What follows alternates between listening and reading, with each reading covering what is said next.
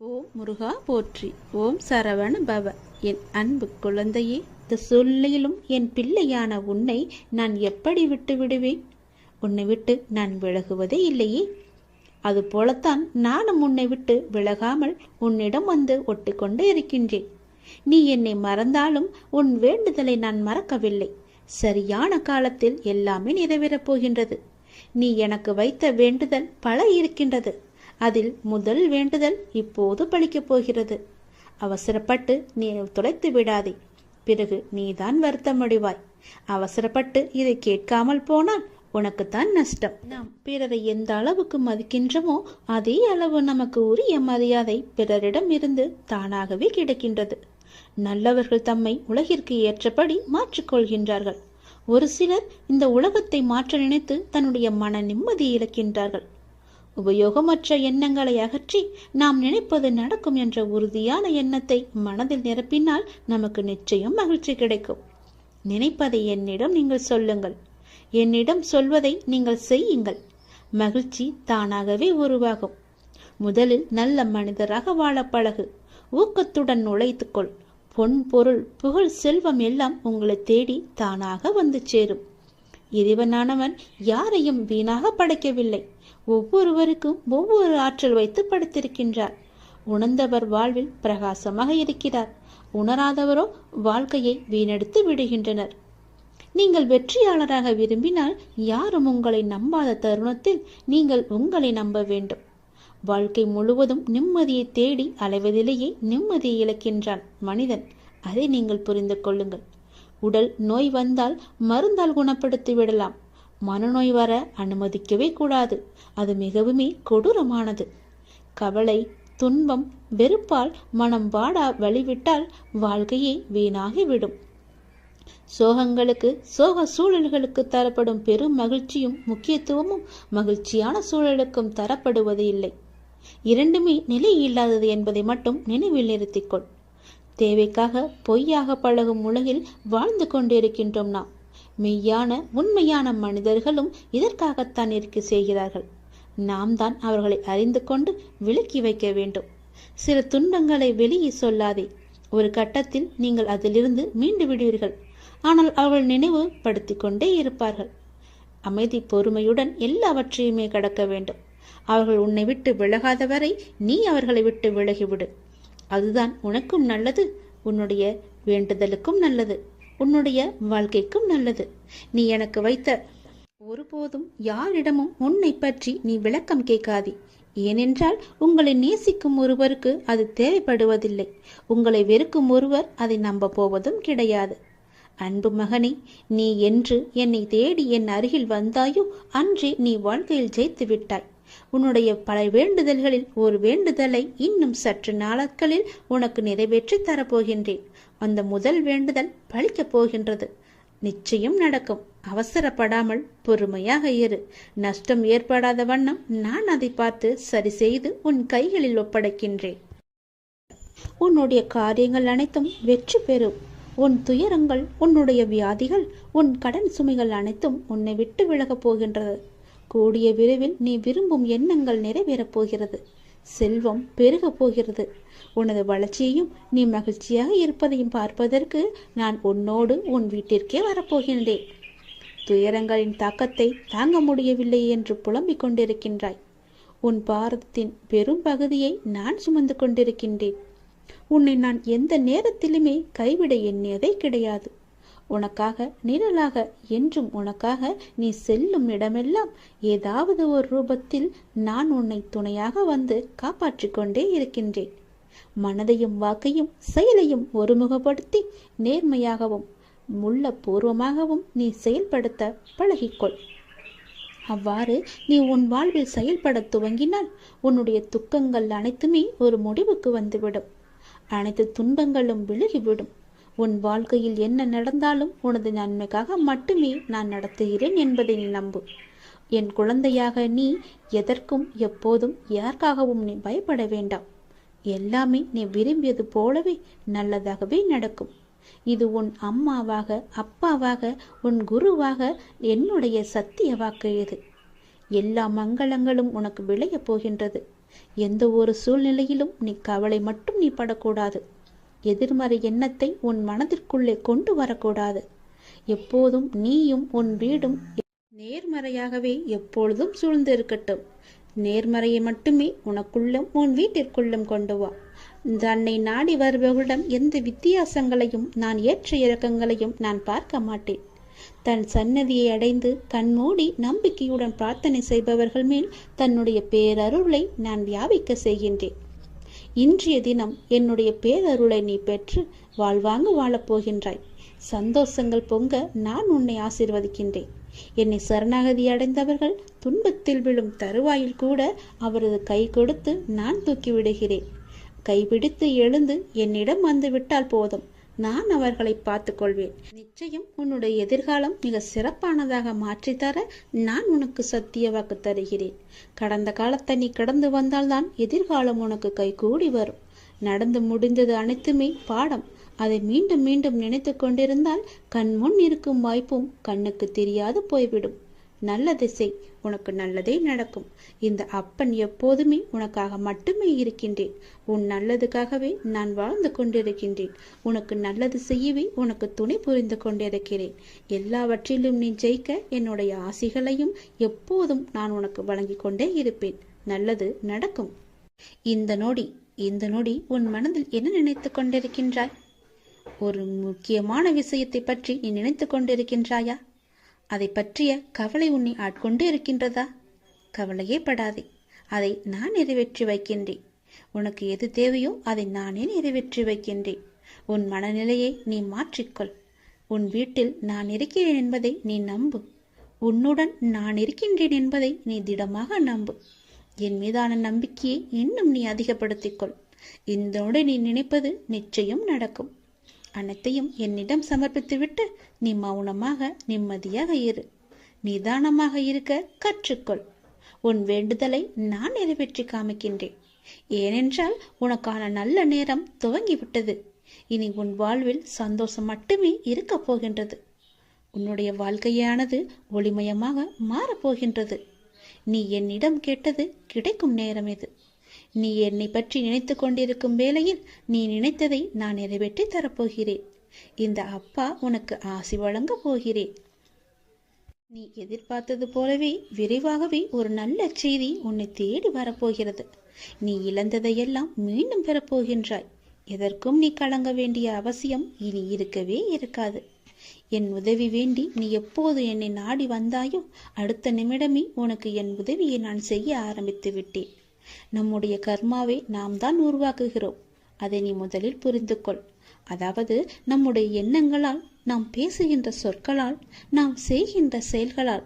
அதனால் எப்போதுமே நிதானத்தை மட்டும் நீ கடைபிடித்து வா. பேசும்போது நிதானமாக பேசு. பேசும்போது ஒரு முறைக்கு பல முறை யோசித்த பிறகு பேசு. நீ செய்கின்ற செயல்கள் இது சரியா தவறா நல்லதா கெட்டதா என ஆராய்ந்து பார். அதற்கு பிறகே அதை செயல்பட நீ முயற்சி செய். நீ எப்பொழுதும் ஆனந்தமாகவே இருப்பாய். அற்புதங்களை நீ பெற்றுக்கொண்டே இருப்பாய். நீ என்று மனம் நொந்து கண்ணீர் விட ஆரம்பித்தாயோ அந்த நொடியே உனக்காக நான் உனக்குள்ளே இறங்கிவிட்டேன். இனி கவலையே இல்லை. என் குழந்தை தைரியமாக இருக்க வேண்டும். உனக்காக உன்னுடைய அப்பா நான் இருக்கும்போது இனி உன் கண்களிலிருந்து கண்ணீர் வரக்கூடாது. நான் உனக்கு செய்ய போகும் நல்லதுகளை, ஒன்றின் பின் ஒன்றாக வரும் நல்ல செய்திகளை கேட்டு நல்லதுகளை நினைத்து உன் கண்ணிலிருந்து ஆனந்த கண்ணீர் மட்டுமே வர வேண்டும். அதை நான் பார்த்து சந்தோஷம் அடைய வேண்டும். இல்லை என்று கேட்பவன் பிச்சைக்காரனாகின்றான். இருந்தும் தர மறுப்பவன் பிச்சைக்கு காரணமாகின்றான். அதனால் நீ பிச்சைக்கு காரணமாக இருக்காதே. இல்லை என்று தேடி வருபவர் உன்னிடம் இருக்கும் என்ற எண்ணத்தில் தானே வருகிறார். அப்படியென்றால் கடவுளிடம்தானே எல்லாம் இருக்கும். நீ அவருக்கு கடவுளாக தெரிவாய். இல்லை என்று சொல்லாமல் கொடுத்து விடு. வாழ்க்கையில் நீ தேடும் ஒன்று உன்னை விட்டு தள்ளி செல்கிறது என்று யோசிக்கின்றாயா? உன் பிரச்சனைகள் என்னவென்று நீ சொன்னால்தான் எனக்கு தெரியுமா? உனக்குள்ளேதான் நான் இருக்கின்றேனே. நான் உன் அருகிலேயே தான் இருக்கின்றேன். நான் உன் கண்களுக்கு புலப்படவில்லையா? என்னை நீ மறந்து விட்டாய், உதாசீனப்படுத்தி விட்டாய் என்று நான் கூறவில்லை. என்னை நீ மறந்து விட்டாய் என்றுதான் கூறுகிறேன். ஏனென்றால் அந்த மாயை என்ற வலைக்குள் நீ சிக்கிக் கொண்டு விட்டாய். அதனால்தான் நான் உன் கண்களுக்கு தெரியாமல் இருந்து கொண்டிருக்கிறேன். ஆனால் நானோ உன்னை சுற்றி எல்லா புறமும் உன்னை நோக்கியே நான் வந்து கொண்டிருக்கிறேன். உன்னை பாதுகாத்து கொண்டு உன் அருகிலேயே இருந்து கொண்டிருக்கின்றேன். நீ என்னை உதாசீனப்படுத்தி விட்டாய் என்று நான் கூறவில்லை. அவ்வாறு நீ செய்யவும் மாட்டாய். ஆனால் என்னிடம் பேசும்போது நடந்து முடிந்த கஷ்டத்தை பற்றிய புலம்பல் மட்டுமே நீ உன்னிடம் இருக்கின்றது. நான் உங்களிடத்தில் புலம்பக்கூடாதா என்றுதானே உன் மனதில் கேள்வி எழும்புகிறது. நான் உன்னிடம் அப்படி கூறுவேனா? முடிந்ததை புலம்பி நீ என்ன சாதிக்கப் போகிறாய் என்பதை நான் உனக்கு சொல்கிறேன். அதனால் ஒன்றுமே கிடையாதே. முடிந்தது முடிந்தது விட்டது. அதை திருப்பி பெற முடியுமா? ஆகாது அல்லவா? அதை நான் உன்னிடத்தில் சொல்ல வருகிறேன். அதை நீ புரிந்து கொள். என் துணை எப்போதுமே உனக்கு இருக்கும். நீ தன்னம்பிக்கையுடன் இருக்க வேண்டிய நாள், எப்போதுமே சந்தோஷமாகவே இருக்க வேண்டிய நாள். ஒவ்வொரு நாளும் அதை நீதான் தயார் செய்து கொள்ள வேண்டும். தொலைந்து போன பொருளை நினைத்து வருந்துவதால் நீ பெற்றது ஒன்றுமில்லையே. அர்த்தமற்ற புலம்பலால் மன அமைதியையும் நிம்மதியை மட்டும்தானே நீ இழந்து கொண்டிருக்கின்றாய். அதற்கு நீ அடுத்து என்ன செய்ய வேண்டும்? எனக்கு வழிகாட்டுங்கள். என் விழிப்புடன் தன்னம்பிக்கையுடன் தான் என்னிடத்தில் வர வேண்டும் என்று நான் சொல்கிறேன். அதை நீ புரிந்து கொள். புலம்பிக் கொண்டே இருப்பதால் உன்னுடைய பிரச்சனை எல்லாம் சரியாகுமா என்றால் கிடையாது. அதற்கான தீர்வை தேடி நீ போக வேண்டும்.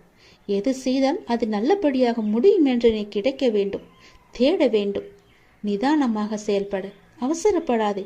ஒன்றும் ஆகப் போவது கிடையாது. நிதானமாக யோசித்து அதற்கான தீர்வை நீ தேடிக்கொள். முடியாவிட்டால் என்னிடம் என் உதவியை தேடி வா. நிச்சயம் நான் உனக்கு உதவி புரிகின்றேன். நீ மறந்து விட்டதால் தான் இந்த பிரச்சனைகள் எல்லாம் உன் கண்ணுகளுக்கு தெரிகின்றன. நீ என்னை ஒரு நொடி நினைத்தால், என் பெயரை சொல்லி கூப்பிட்டால் அந்த பிரச்சனை எல்லாம் காணாமல் போய்விடும். நீ நினைத்ததை விட அதிகமாகவே ஜெயிப்பாய். அதனால் நீ எதற்கும் பயப்படாதே, கலங்காதே. வெற்றி என்ற தீபம் உன் அருகிலேயே எப்போதும் எரிந்து கொண்டிருக்கின்றது.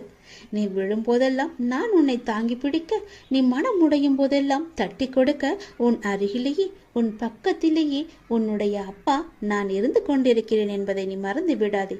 உனக்கு நல்லது நடந்து கொண்டே இருக்கும். என் நாமத்தை சொல். துன்பம் வரும்போது மட்டும்தான் நீ என்னை நினைக்க வேண்டும் என்று கிடையாது. எப்போதெல்லாம் உனக்கு நேரம் கிடைக்கின்றதோ அப்போது எல்லாம் என்னை மறக்காமல் என்னை கூப்பிடு. உன்னுடைய சந்தோஷத்திலும் நான் பங்கெடுத்துக் கொள்கிறேன். துன்பத்தை மட்டுமே நீ எனக்கு கொடுக்காதே, சந்தோஷத்தையும் நீ எனக்காக வைத்திரு. துன்பத்தை நான் உனக்கு கொடுக்க மாட்டேன். நீதான் அதை தேடி தேடி சென்று அதை வாங்கி கொண்டிருக்கின்றாய். அதனால் நடந்து முடிந்ததை பற்றி நினைக்காமல் இனி நடக்கப் போவது எப்படி சரியாக நடக்க வேண்டும் என்பதற்கான தீர்மானத்தை நீ எடுத்துக்கொள். நிச்சயம் அது நன்மையாக முடிக்கும்படி நான் உனக்கு அமைத்து தருகிறேன். என்னை கூப்பிடு, நான் வருகிறேன் உன்னுடைய உதவிக்கு. உன் வாழ்க்கையில் நல்ல மாற்றங்கள் தருவதற்கு நான் தயாராக இருக்கிறேன். மறந்து விடாதே, உதாசீனப்படுத்தி விடாதே. என்னை நினை, என் நினைத்து கொண்டே இரு. என் நாமத்தை நீ ஜபித்துக் கொண்டே இரு. நல்லது உனக்கு நிச்சயம் நடக்கும். வெற்றி செய்தி உனக்கு வந்து விட்டது. எதை பற்றியும் யோசிக்காமல் சட்டென்ன என் குங்குமத்தை தொடு. உன் பிரச்சனை தீரும். நீ நினைத்த காரியம் கைகூடி வரும். வெற்றி செய்தி உன்னை தேடி வரப்போகிறது என் தங்கமே, என் அன்பு குழந்தையே. நீ காலம் அறிந்து பயிர் செய் என்பது போல சரியான காலம் அமைந்து உனக்கு உணர்த்தப்படும். அப்போது முழு முயற்சியை நீ வெளிப்படுத்த வேண்டும். ஆனால் காலம் உனக்கு சாதகம் இல்லாத நேரத்தில் முழு முயற்சி செய்து தளர்ந்து இனிமேல் முயற்சி செய்ய மாட்டேன் என்று முடிவெடுத்துக் கொண்டிருக்கின்றாய். உனக்கான காலம் வரும். அப்போது உன் முயற்சி அனைத்துமே வெற்றி பெறும். உனக்கும் நேரத்தில் சரியான முடிவு எடுக்க முயற்சி செய். வெற்றி நிச்சயம் உனக்கு கிடைக்கும்.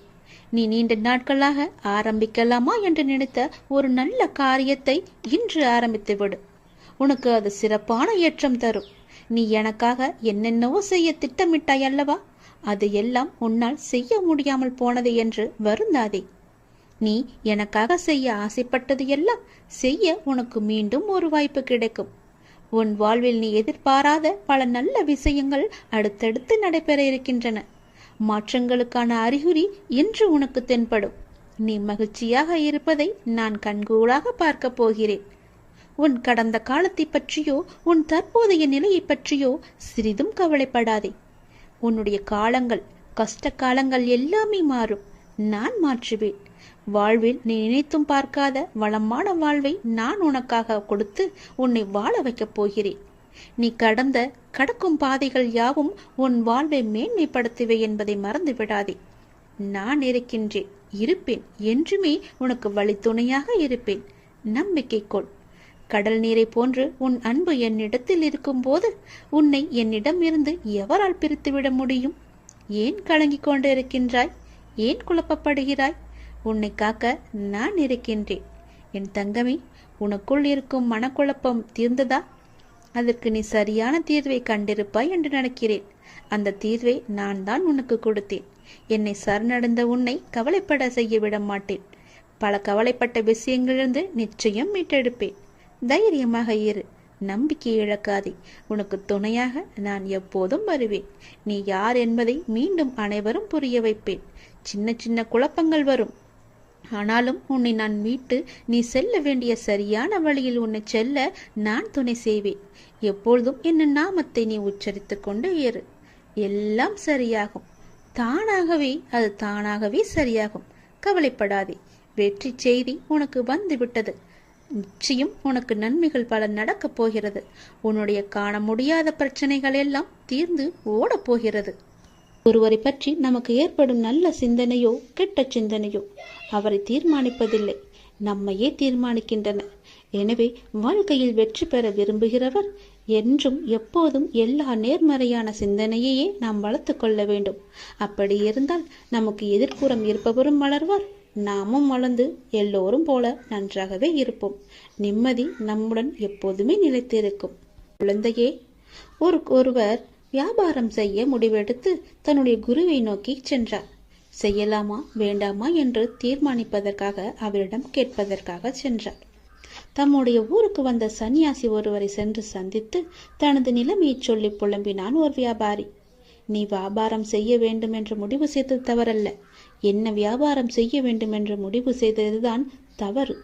மக்களுக்கு எது அன்றாடம் தேவைப்படுகிறதோ, எது வாங்க தீர்ந்து போகின்றதோ அதை நீ வியாபாரம் செய். உன் பிரச்சனை முடிவுக்கு வரும். நான் வடக்கே யாத்திரை செல்கின்றேன்.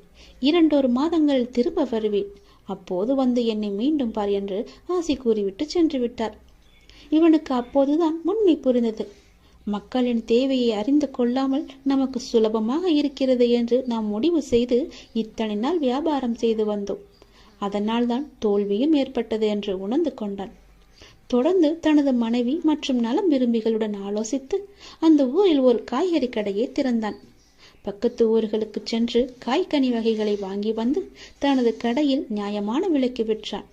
இதைத் தொடர்ந்து வியாபாரம் சூடுபிடிக்க ஆரம்பித்தது. அவனுக்கு வாடிக்கையாளர்களோ பெருகினர். துறவியின் வாக்கு பழித்ததை எண்ணி அவன் மகிழ்ச்சி அடைந்தான். அவருக்கு மானசீகமாக நன்றியும் கூறினான்.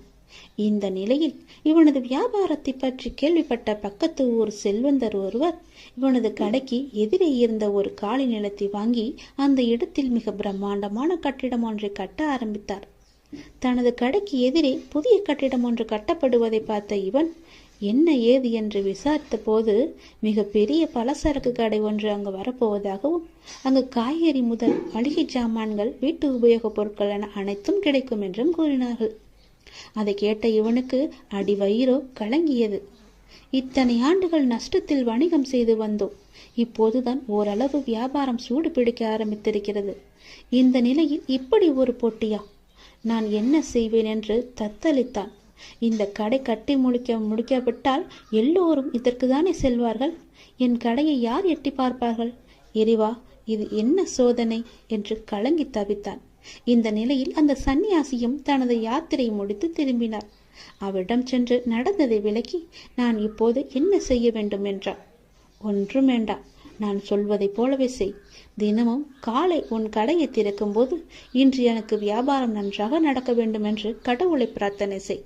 அப்படியே எதிர்ப்புறமும் திரும்பி அந்த புதிய கடையிலும் நன்றாக வியாபாரம் நடக்க வேண்டும் என்று பிரார்த்தனை செய். ஒப்புக்காக பிரார்த்திக்காமல் மானசீகமாக அதை விரும்பு. நல்லதே நடக்கும் என்றார். என்ன இப்படி சொல்கிறீர்களே என்று அவரும் ஒரு நிமிடம் குழம்பி போனார். என்னது, எனது போட்டியாளரும் நன்றாக இருக்க வேண்டும், அவருக்கும் வியாபாரம் நன்கு நடக்க வேண்டும் என்று பிரார்த்திப்பதா என்று கேட்டார். ஆமாம், நீ அவருக்கு கூறும் ஒவ்வொரு வாழ்த்தும் நல்ல எண்ணமும் உனக்கே பன்மடங்காக திரும்ப வரும். அதே போல அவருக்கு நீ தீமை நினைத்தால் அதுவும் உனக்கே திரும்ப வரும் என்றார். அதே போல அவர் எங்கேனும் சந்திக்க நேர்ந்தால் ஒரு போட்டியாளரை பார்ப்பது போல் பார்க்காது, ஒரு நண்பரை நலம் விரும்பியை பார்ப்பது போல பார்த்து ஒரு புன்னகை செய் என்றார்.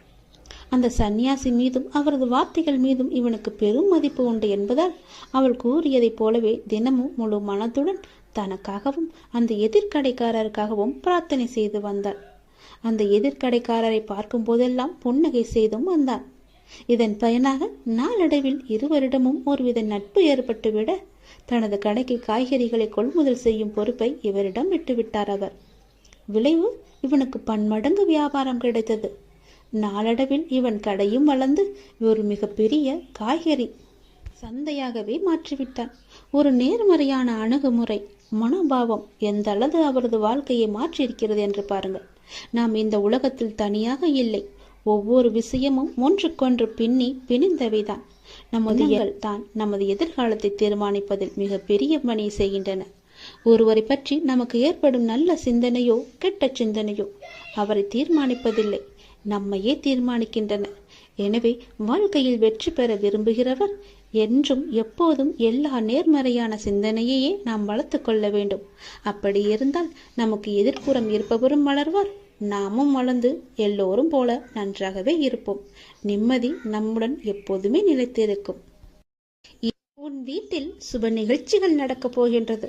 உன்னுடைய துன்பங்கள் எல்லாம் நீங்க போகின்றது.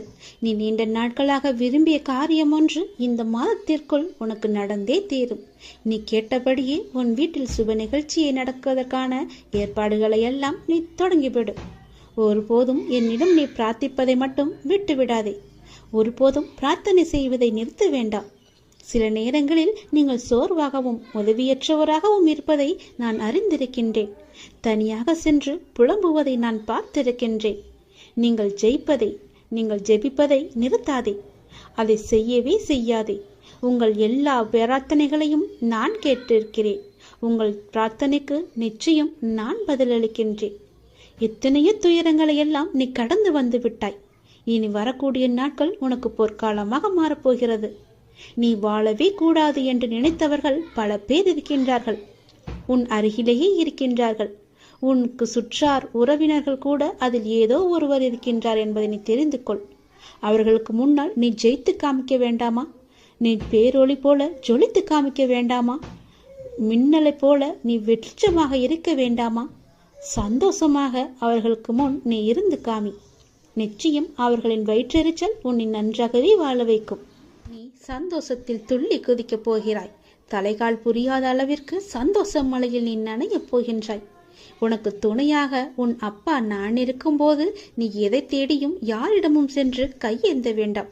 எதற்காகவும் கையேந்த நான் உன்னை அனுமதிக்க மாட்டேன். இது என்னுடைய கட்டளை. எதுவாக இருந்தாலும் உனக்கு எது தேவையாக இருந்தாலும் என்னிடம் கேள். நானே உனக்கு தருகிறேன். என்னை எங்கும் நீ தேடி போக வேண்டாம். என் பக்தர்கள் இருக்கும் இடத்தில் எப்போதுமே நான் இருப்பேன். உன் கவலை கண்ணீருக்கும் ஒரு முற்றுப்புள்ளி நான் வைத்துவிட்டேன். என் செல்வமே, உன் வலி வேதனை அனைத்தும் நான் அறிந்திருக்கின்றேன். உனக்கான நாளை உருவாக்கத்தான் நான் உன்னை இத்தனை நாட்கள் சோதித்து வந்தேன். உன் நம்பிக்கையும் பொறுமையும் எந்த அளவுக்கு உன்னிடம் இருக்கிறது என்று உன்னை சோதித்து பார்த்தேன். அந்த சோதனையில் நீ ஜெயித்து விட்டாய் நாங்கமே. தக்க விடியல் உனக்காக பிறக்கப் போகிறது. காத்திரு. நீ கேட்டபடியே அந்த விடியல் நல்லதாக மாறப்போகிறது. சந்தோஷமாகவே இருக்க போகிறது. உன் கஷ்டங்கள் எல்லாம் தீரப்போகிறது. நீ கேட்டபடியே உன் வீட்டில் சுப காரியங்கள் எல்லாம் நடக்கப் போகின்றது. மன மகிழ்ச்சிகள் கூடி வரப்போகிறது.